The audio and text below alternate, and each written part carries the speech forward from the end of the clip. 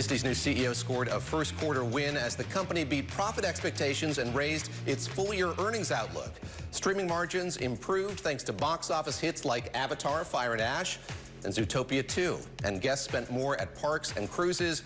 One division struck a different note. ESPN profit fell on softer ads and higher rights costs. Vani. Well, David, let's dig into Disney earnings now with Bloomberg intelligence media analyst Geetha Ranganathan. Geetha, sentiment had been really muted around Disney up to today. Shares were down 12% year to date. Looks like that might change today. Josh D'Amaro really delivering. Was there anything to be concerned about this quarter? Not really, Vani. So, I think this was a really solid first quarter report from Josh D'Amaro as the new CEO. I mean, I think what investors have been really concerned about, Vani, was, a muted demand at the theme parks.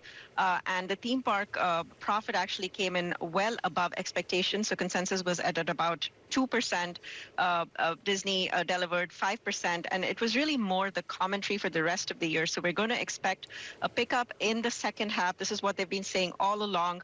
This is despite a very, very tough economic backdrop. We've spoken about, rising fuel prices, how that can hurt them, just about the geopolitical tensions. And they even talked about attendance. So attendance has been a little bit weak for them, especially international visitation at their domestic parks. But they're seeing some of those effects as well as competition from, Epic Universe kind of fade. And we're going to see a sequential acceleration into the second half. So all in all, a pretty strong commentary, which should really kind of assuage any investor fears. Yes, Disney, quote, mindful of the macroeconomic uncertainty consumers are facing today. Let me ask you about ESPN, which was, as I say, not the bright spot in this report. Rights fees climbing higher and higher.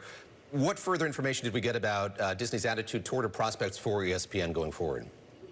I would say, yes, we did have, the effect of those higher sports costs, mostly from the NBA.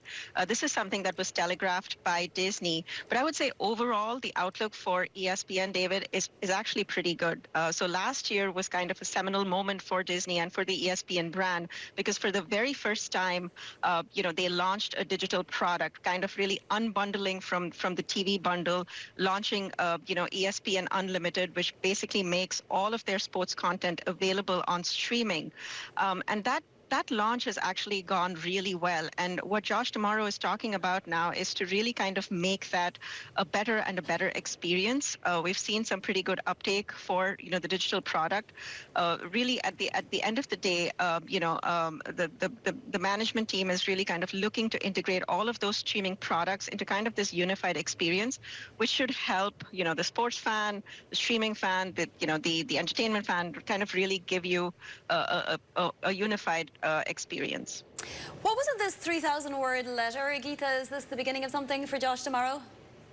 Yeah, this was really, Vani, about him resetting the narrative. So, Disney has been a pretty solid performer, but over the past few months, we've kind of not really seen so much of oomph or excitement in the narrative. And this was really about Josh D'Amaro kind of coming out and saying that he does indeed have a long-term strategy for this company.